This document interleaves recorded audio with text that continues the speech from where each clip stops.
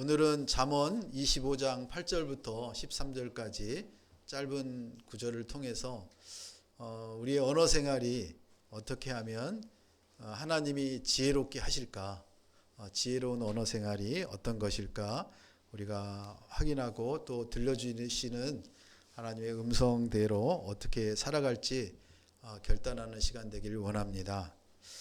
우리가 누구에게인가 책망을 듣고 누군가가 잘못했다고 이렇게 계속하면 아무리 강건하고 멘탈이 강한 사람도 점점점 무너지기 시작합니다. 그래서 우리는 누구에게인가 책망을 들으면 쥐구멍에라도 들어가고 싶고, 그리고 그가 하고 있는 일들을 다 이제 그만두고 그 사람과의 관계를 끊어버리고 싶어 합니다.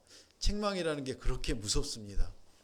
그런데 그 책망을 듣는다는 말은 무슨 말이냐면, 내가 책망을 듣고 잘못을 인정하라는 그런 의미가 되는데, 그 잘못을 인정하기가 쉽지는 않습니다. 그리고 잘못을 인정을 해야만 우리가 마음이 바뀌고 생각이 바뀌고 행동이 개선이 됩니다. 그래서 책망을 들음으로 인해서 우리는 뭔가가 변화가 될 수 있는데, 과연 책망이라는 것을 누가 해야 되고, 그 다음에 그 책망을 듣는 사람은 어떻게 그 책망을 받아들일 수 있을까, 그 말씀을 오늘 잠언 25장을 통해서 같이 나눠보겠습니다. 8절, 9절, 10절 같이 읽습니다. 내가 본 것을 성급하게 법정으로 가지고 가지 마라. 내 이웃이 모욕이라도 하면 결국에 어떻게 하려고 그러느냐.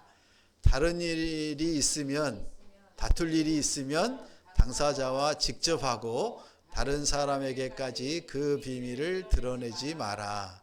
그 말을 듣는 사람이 너를 모욕할지 모르고 너에 대한 좋지 않은 평판이 끊이지 않을지 모른다. 아멘. 내가 본 것을 성급하게 법정으로 가지고 가지 마라. 우리가 그 작은 이유 때문에 가까운 사람들과 힘들어지는 경우가 많습니다. 또 오해를 함으로 인해서 또 문제가 생길 수도 있고, 또 아무런 근거가 없는 소문을 듣고 또 그 사람을 힘들게 하는 주변의 사람들이 많이 있습니다. 그럴 때 우리는 어떻게 해야 될까? 우리가 본 것을, 우리가 들은 것을 성급하게 판단하고, 그것들이 내가 기분 나쁘고 화난다고 해서 소송을 하고 그 다음에 고소를 하고 고발을 하는 그런 일들을 하지 마라. 하나님이 오늘 솔로몬을 통해서 하나님의 지혜를 우리에게 얘기합니다. 성급하게, 우리는 대한민국은 대단히 성급합니다. 성급하게 하지 마라고 합니다. 뭘요? 법정으로 가지고 가지 마라고 합니다. 평화적으로 해결할 수 있는 문제들이 많은데 우리는 그것들을 쉽게 해결하는 방법을 법정으로 가서 소송을 통해서, 고발을 통해서, 고소를 통해서 해결하려고 하는, 지금 현재 우리나라와 전 세계의 많은 나라들이 이 문제로 엄청난 일들이 일어납니다. 그래서 이제 변호사도 필요하고 검사도 필요하고 판사도 필요하겠죠. 그런데 하나님은 이렇게 얘기합니다. 내 이웃이 모욕이라도 하면 결국에 어떻게 하려고 그러느냐. 그래서 우리가 당하는 일들이 참 많기 때문에 그런 일들이 일어나면 그것들을 말하는 사람도 힘들고 듣는 사람도 힘든데, 그런 일들이 있을 때 9절에 이렇게 얘기합니다. 다툴 일이 있으면 당사자와 직접 얘기하라고 합니다. 우리는 당사자와 어떤 세부적인 얘기를 들어보지도 않고 그냥 들리는 소문에, 또 나의 그냥 선입관에, 또 여러 가지 판단에 의해서 그것들을 결정을 하고, 그리고 이제 화가 나고, 그리고 화가 나면 그거를 참지 못해 비난하고, 비난을 또 넘어서서 결국에는 또 법정으로까지 가게 되는 이런 일들이 있는데, 하나님은 오늘 얘기합니다. 당사자와 만나서 1대1로 직접 얘기를 먼저 해라. 그리고 그 얘기를 하는데 우리는 감정이 우선되는 경우가 많습니다. 그래서 우리가 1대1을 할 때도 사실과 감정이 같이 가야 되는데 이제 먼저 감정이 앞서가는 경우가 많습니다. 그래서 감정적으로 하지 말고 다툴 일이 있으면 먼저 1대1로 만나서 그 얘기를 들어보고 또 내가 생각했던 내용과 상대방이 말하는 내용이 다른가, 그렇다고 하면 그 다른 부분에 대해서 서로 얘기를 나누다 보면 좋게 좋게 서로가 이해하고 또 잠깐 기다려주고 또 용서하고 그런 일들이 훨씬 더 좋겠다라고 얘기를 합니다. 그래서 노력하지도 않고 그런 일들을 감정적으로 하다 보니까, 감정적으로 얘기를 하다 보면, 감정적으로 싸우다 보면 어떤 일이 일어나냐면 자기가 불리해지다고 생각을 하고 또 나의 논리가 이렇게 먹히지 않는다고 생각하면 어떤 일이 일어나죠? 사돈의 팔촌의 얘기부터 시작해서 과거에 있었던 정말 모든 일들을 끄집어내서 이제 막 얘기를 하기 시작합니다. 특히 그 부부 싸움이 그러지 않습니까? 그 문제가 생겼을 때 그 문제만 가지고 서로 정말 이성적으로 얘기를 해야 되는데 우리가 이성적으로 얘기하는 데는 한계가 있지 않습니까? 그래서 이성적으로 얘기를 하고 그 문제를 서로 누가 잘못했는지, 누가 이제 여기까지만 해야 되는지, 서로 사과해야 되는지, 그런 일들이 결정이 돼야 되는데 거기에서 꼭 어떤 일이 일어납니까? 니네 엄마는, 니네 아빠는, 뭐 이런 얘기가 그냥 감정적으로 폭발하지 않습니까? 그리고 이제 또 자녀의 문제도 특별히 얘기가 나올 때 그냥 그 자녀의 현재 상황에서 이 문제를 어떻게 우리가 잘 해결할까를 생각을 하면 좋은데, 그렇게 얘기를 하다가 보면 상대방이 잘못한 것들을, 과거에 잘못한 것들을 호출을 해서 거기에서 퍼붓기 시작합니다. 다른 사람에게까지 그 비밀을 드러내는 것이 이제 일어나는 문제가 생길 때도 있습니다. 그래서 우리가 이런 문제들에 대해서 하나님은 오늘 우리에게 말씀하십니다. 다툼 사건과 관계없는 그런 일들을 폭로하지 말고, 그리고 고소하는 것을 신중하게 생각을 해라. 그리고 10절에 보면 이렇게 얘기를 합니다. 그 말을 듣는 사람이 너를 모욕할지 모르고 너에 대한 좋지 않은 평판이 끊이지 않을지 모른다. 그래서 우리가 서로 얘기를 하다 보면 그 말을 잘하는 사람이 있고 말을 못하는 사람이 있는데, 요즘에 크리스찬들이 말을 다들 잘하는 것 같아요. 왜냐하면 열심히 설교를 듣고 성경 공부 열심히 하고 그다음에 논리적으로 많은 체계를 갖추고 그러다 보니까 일반인들보다도 크리스찬들이 말을 잘하고, 그리고 행동은 따라주지 못하고, 그리고 사람들이 기대하는 막연한 크리스찬들에 대한 어떤 그 행동이 일반인들보다는 조금 더 옳아야 된다라고 하는 그런 생각들이 있는데, 거기에 미치지 못하는 경우가 많아서 일반인들하고 크리스찬들이 싸울 때 보면은 이제 많이 그런 부분들이 드러나는 것 같습니다. 그래서 우리는 믿는 사람으로서 하나님이 매 예배 때마다 말씀 때마다 우리에게 알려주시는 그 지혜가 뭘까? 그 지혜를 우리는 생각을 하면서 오늘 말씀을 드려야 될 것 같습니다. 서로를 잘 이해한다는 것은 하나님이 우리에게 말씀하신 계명입니다. 하나님을 사랑하고 이웃을 사랑하라. 그 이웃을 사랑하라고 하는 범위가 좁지 않습니다. 엄청나게 넓습니다. 그 이웃을 사랑하는 그 내용을 우리가 조금 더 상대방을 이해하는데 적용이 된다면 아마도 이런 다툼이나 고소나 문제가 발생하지 않을 수 있을까? 왜 저 사람이 저런 얘기를 할까? 왜 나는 저 사람이 저렇게 얘기할 때 이렇게 대할까? 그것들을 좀 느긋하게 좀 기다리면서 들으면서 하나님께, 하나님 지금 제가 어떻게 하면 좋을까요? 저는 많이 힘들고 어려운데 지금 하나님이 저에게 위로해 주시기를 원합니다. 하나님 저 사람에게 제가 어떤 말을 하면 좋을까요? 그럴 때 성령님께서 여러분의 입술을 통해서 하나님의 음성을 나타내시고 그 사람과의 관계를 어떻게 회복하실지 우리가 기대하는 게 참 좋을 것 같습니다. 이런 일들이 있었다고 합니다. 법 없이도 살 사람이 직장에서 이제 청춘 남녀니까 서로가 좋은 감정을 가지고 계속 사귀게 되고, 그리고 이제 아주 즐겁게 지내다가 어느 날 갑자기 틀어지는 서로의 이제 문제가 있었겠죠. 그래서 남녀 사이라는 게 뭐 언제나 좋지만은 않잖아요. 그래서 이제 그 직장인이 그 남자 직장인을 고소를 한 거예요. 그래서 그 고소를 당한 남자 직장인은 한순간에 그 직장에서 완전히 뭘로 취급을 받을까요? 나쁜 사람으로 취급을 받았죠. 왜냐하면 그 여자 사원이 고소를 한 게 그 강제추행이라고 하는, 요즘에 우리 성에 관한 교육을 많이 받고 있는데 강제추행이나 성추행이나 이런 것들로 인해서 아주 한번 고소가 되면 그 결과가 어떻게 되든 상관이 없이 그 사람은 낙인이 찍혀버리는 그런 시대에 우리가 살고 있습니다.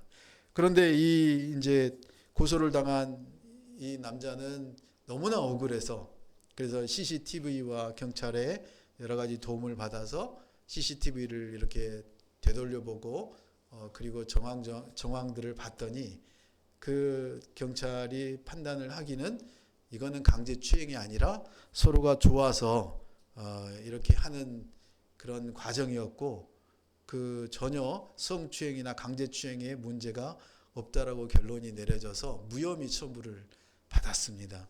그렇지만은 그 남자 직원은 이제 그 회사에서 나가야 되는 상황까지 이르는 그런 문제들이 생겼다고 이렇게 많은 신문들이 나와 있는 것을 우리가 봅니다. 고소를 하면은 어쨌든 고소를 하는 사람도 힘들지만 고소를 당한 사람도 쉽지 않습니다. 고소 고발이 접수가 되는 문제가 우리나라의 2022년 작년에 건수를 보니까 무려 몇만 정도 되느냐면 35만 7천 건 정도가 됩니다. 35만 7천 건 정도가 고소가 일어난다는 거죠. 그리고 수사에 착수한 거는 35만 7천 건 중에서 34만 7천 건 정도가 수사에 착수를 했는데 기소가 되는 게 몇 프로냐면은 한 24%가 안 됩니다. 그런데 이제 막 고소 고발이 남용되고 있는 우리나라와 미국의 사태가 아주 심각한 정도에 이른다고 합니다. 그래서 지금 억울한 피해자들이 많이 생기는데 일본과 비교한 그 자료가 있어서 어제 찾아보니까 2008년 자료이긴 하지만 우리나라가 고소가 1172, 그러니까 10만 명당 1100건이 넘어가고, 근데 일본은 5.4건밖에 생겨 있지 않더라고요. 그만큼 우리나라가 그 고소를 많이 했다는 건 무슨 의미일까요? 아까 우리 8절에 보면 이렇게 나왔습니다. 8절 잠깐 볼까요? 내가 본 것을 어떻게 한다고요? 성급하게. 우리는 빨리빨리라고 하는 것들이 너무나 일상생활에 자리 잡고 있고, 그리고 우리의 생각들도 그렇게 빨리빨리 하려고들 합니다. 그런데 왜 그렇게 고소가 많이 일어나고 그 다음에 문제가 많이 생기느냐 하면, 이게 분석을 해보니까 분노가 우리 안에 너무나 가득 찼다고 합니다. 분노의 심리가.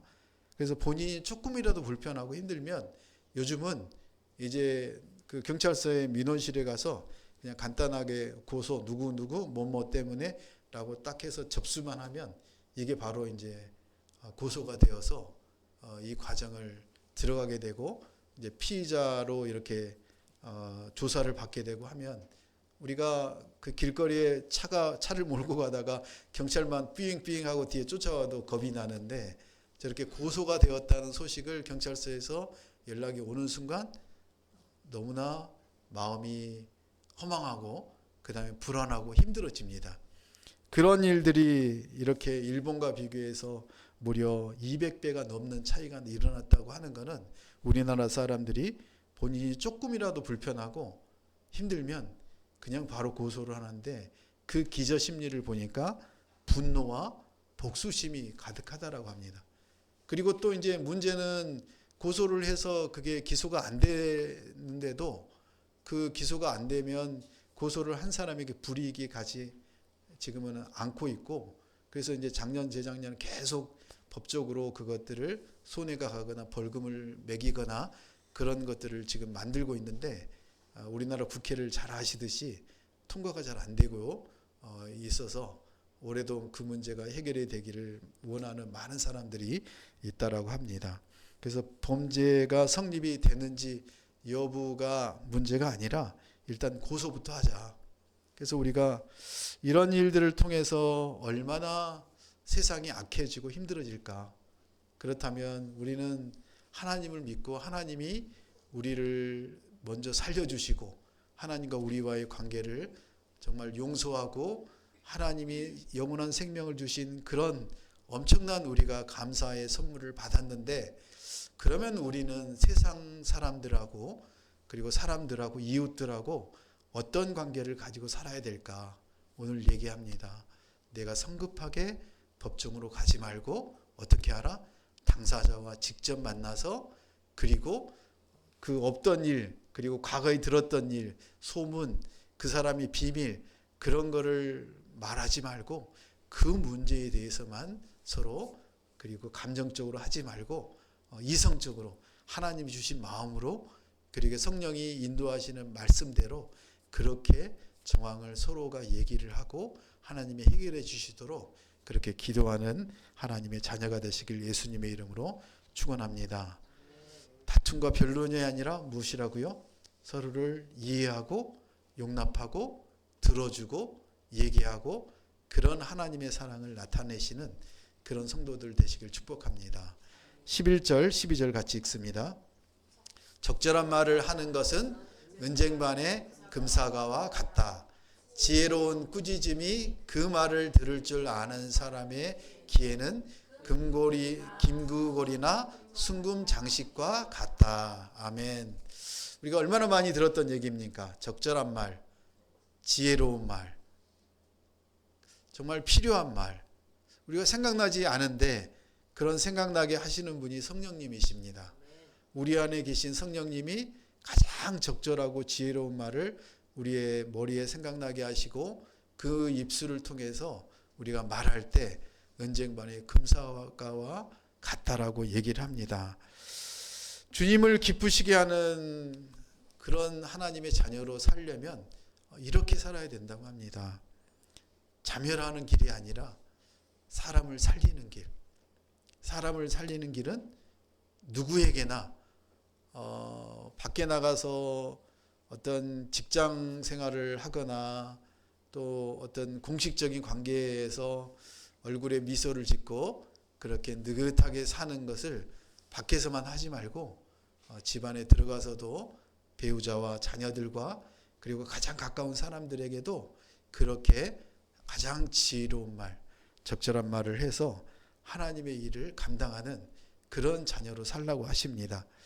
우리가 치명적인 독과 같은 말을 우리 입술에 그냥 담는 순간 우리는 하나님과의 관계가 깨져버립니다. 그게 무서운 겁니다.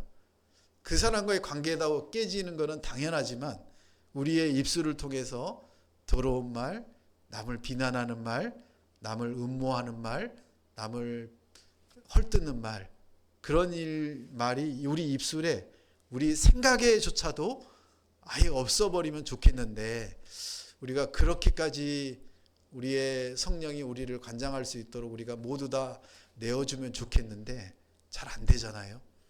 그런 상황에도 우리가 예배를 드림으로 큐티를 나눔으로 그런 생각도 못하게 그런 말이 우리 입술에 나오지도 않도록 우리는 언제나 우리의 입을 성령님이 주장해 주시고 그리고 우리의 생각, 우리의 알고 있는 지식, 우리의 경험이 아니라 하나님이 우리에게 우리를 통해서 하시려고 하시는 그런 일들을 그런 말들을 우리의 입술을 통해서 할 수 있다면 그게 바로 은쟁반의 금사화와 같은 너무나 멋진 그런 삶을 살 수 있도록 하나님께서 하신다고 얘기하십니다.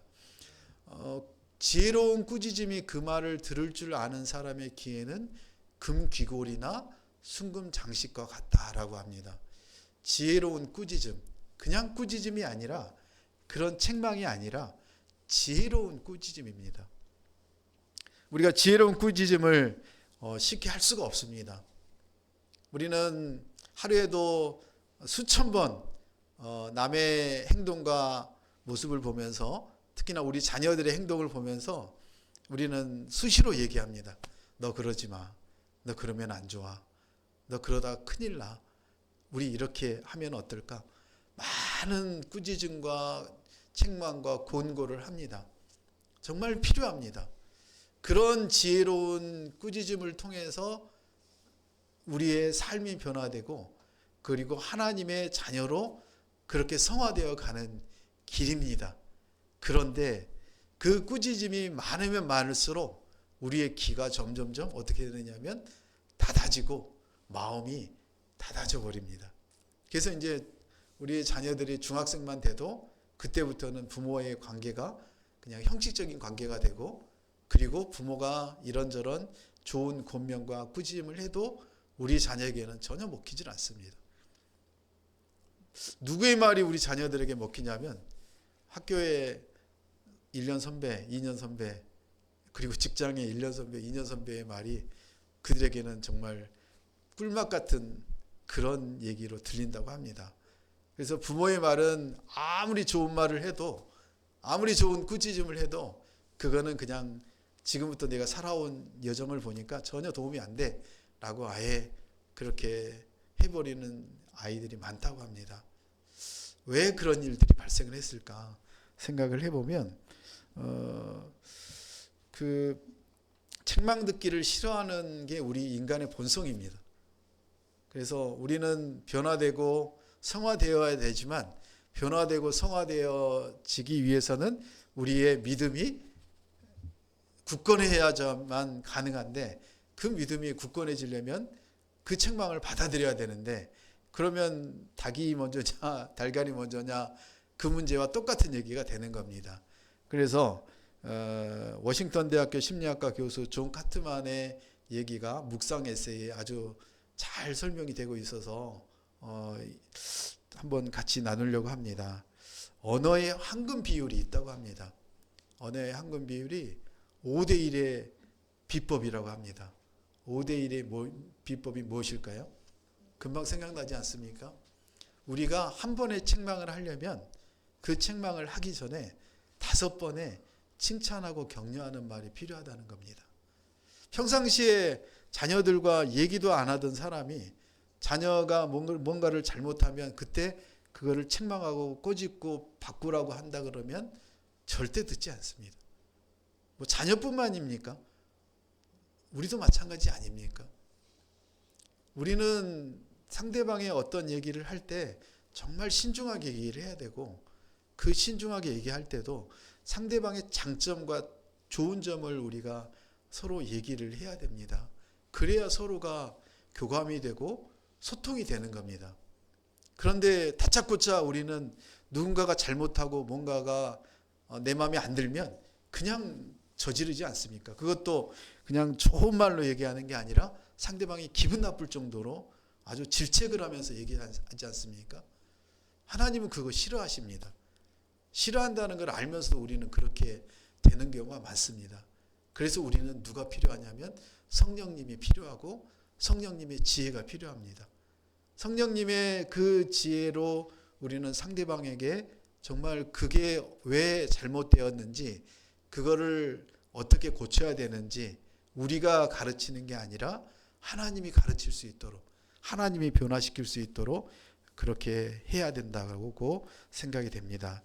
그래서 우리가 배우자에게도 부정적인 말 한마디 하는 거, 책망하는 말 한마디 하는 거를 하기 전에 정말 상대방이 얼마나 존귀한 자녀인지 얼마나 잘하고 있는지 이런 부분에 대해서 다시 한번 얘기해 준다면 그냥 꼭 잘하고 있는 것을 얘기를 안 하고 그 사람이 그렇게 되기를 원한다라고 하는 좋은 말을 해줬을 때 상대방은 내가 그렇게 칭찬받을 만한 사람이 아닌데도 이렇게 나를 격려하고 따뜻하게 사랑하는 사람이 바로 배우자이고 부모님이라는 사실을 안다면 우리가 어떤 책망을 하든 우리 자녀나 배우자가 그 말을 듣고 점점 변화되는 일들이 일어나는 것을 우리가 알 수 있을 것입니다. 책망이라고 하는 것은 자기의 잘못을 인정하고 우리의 생각이나 행동을 개선을 요구하는 것들이기 때문에 결국에는 그 책망이 우리의 삶을 바꾸게 되고 우리가 하나님의 자녀로 그렇게 발전되어져 가는 정말 유익한 그런 꾸짖음과 책망이라고 오늘 잠언 25장 12절에서는 이렇게 얘기합니다. 지혜로운 꾸짖음이 그 말을 들을 줄 아는 사람의 귀에는 금귀골이나 순금장식과 같다. 다시 말하면 우리가 꾸짖음이나 책망을 할 때도 지혜롭게 해야 되고 그리고 듣는 사람도 그 듣는 귀를 가질 수 있도록 그 귀를 먼저 열어주는 그런 지혜로운 말이 필요하다라고 하나님은 오늘 우리에게 말씀하십니다. 마지막으로 13절 같이 읽고 나누겠습니다. 믿음직한 사절은 그를 보낸 사람에게 추수 때의 차가운 눈같이 그 주인의 영혼을 시원하게 해준다. 아멘. 믿음직한 사절. 사절이라고 하는 것은 뭐 대사나 마찬가지잖아요. 우리나라를 대표해서 미국에, 중국에 이렇게 대사로 보내는 거잖아요. 그래서 그 대사로 선발할 때는 많은 것들을 따져보겠죠. 그 중에 가장 중요하게 생각하는 것은 정말 보내는 사람의 의도와 그리고 그 나라를 대표할 수 있나 이런 것들을 따져서 대사로 선발해서 그곳에 보내겠죠. 하나님이 대한민국에 그리고 기흥 온누리에 이렇게 선발해서 여기에 보낸 이유가 우리 성도들을 여기 보낸 이유가 명확하게 있지 않겠습니까? 그리고 여기에서 감당해야 될 그런 일들이 있지 않겠습니까? 그러므로 하나님이 여러분을 그냥 기흥 온누리에 보내시지 않고 그리고 대한민국에 보내시지 않고 여러분의 가정에 보내시지 않고 그런 명확한 목표를 가지고 믿으시면서 이 일을 감당할 만한 사람이니까 라고 생각하시면서 대사로 성도로 뽑아서 여러분을 이곳에 보내지 않았습니까? 그런데 그 보낸 사람에게 추수 때의 차가운 눈같이 그 주인의 영혼을 시원하게 해주는 삶을 살고 계시는지 오늘 점검하기를 원합니다. 믿음직한 성도로, 믿음직한 대사로, 믿음직한 사명자로, 믿음직한 사절로 그 하나님이 원하시는 곳에 여러분을 보내셨다면 그 보내신 곳에서 여러분은 어떻게 살아야 되느냐 하면 하나님이 보내신 그 뜻대로 하나님이 기뻐하실 수 있도록 그 추수 때에 얼마나 덥고 힘들고 그리고 땀이 뻘뻘 나겠어요.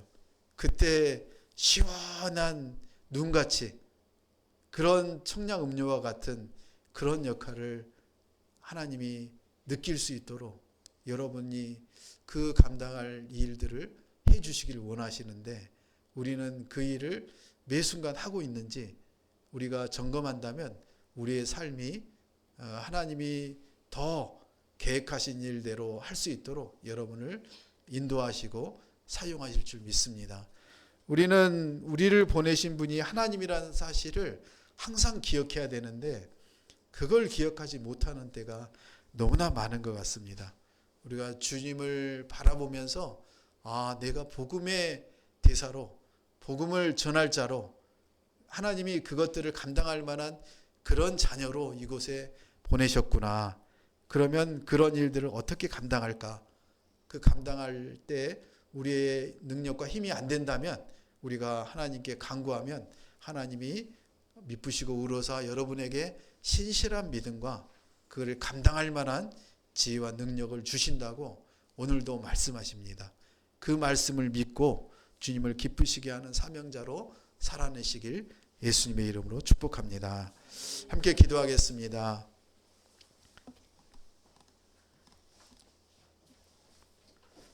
고소고발이 만연하는 대한민국에서 우리는